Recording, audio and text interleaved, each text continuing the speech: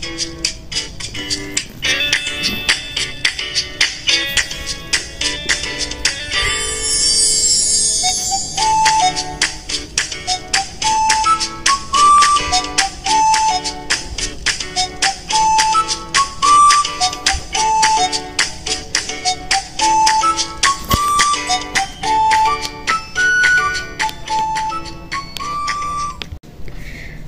semua, Assalamualaikum. Apa kabar hari ini? Semoga pada baik-baik aja ya. Walaupun ini masih masa pandemi, saya harap kalian semua dalam keadaan yang baik-baik aja. Sekali lagi saya ingatkan yuk, kita sama-sama disiplin mematuhi protokol kesehatan karena coronanya masih ada. Dan saya harap kita semua bisa melewati masa pandemi ini ya.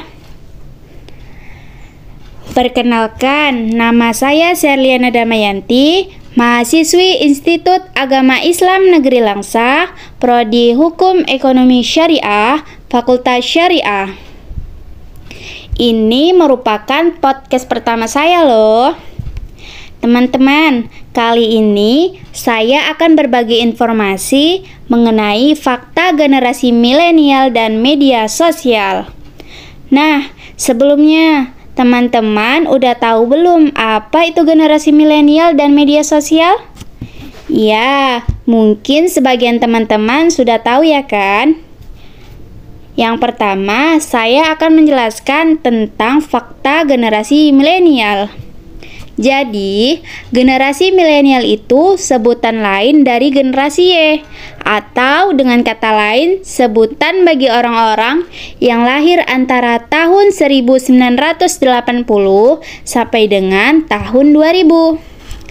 Ada beberapa fakta menarik nih tentang generasi milenial. Teman-teman tahu nggak apa saja fakta menarik itu? Ya, yang pertama, istilah milenial diciptakan pada tahun 1991. Yang kedua, generasi milenial menghabiskan 85% kesehariannya menggunakan gadget. Yang ketiga, generasi milenial suka membaca buku. Yang keempat, pendapatannya lebih sedikit 20% dari orang-orang yang lebih tua. Yang kelima, generasi ini yang berusia antara 18 sampai dengan 34 tahun, mereka tinggal di rumah orang tua mereka. Yang keenam, pendidikannya lebih tinggi loh daripada generasi sebelumnya. Yang ketujuh, generasi ini peduli terhadap lingkungannya. Dan yang kedelapan, generasi milenial sudah menjadi generasi terbesar di dunia. Generasi milenial juga memiliki tantangan dalam kehidupannya loh. Apa saja tantangannya? Tantangannya seperti budaya organisasi, teknologi, pengalaman, dan pendidikan yang tinggi. Selanjutnya, saya akan menjelaskan tentang media sosial. Apa itu media sosial? Nah, media sosial adalah sebuah media online dengan para penggunanya bisa dengan mudah berpartisipasi, berbagi, dan menciptakan informasi. Di era globalisasi ini, media sosial membawa perubahan yang begitu drastis terhadap gaya dan pola pikir manusia. Seakan manusia ditantang untuk cepat dalam beradaptasi terhadap perubahan zaman yang terjadi. Adanya media sosial ini akan memberikan dampak-dampak tersendiri. Seperti apa dampak itu? Seperti dampak positif dan dampak negatif.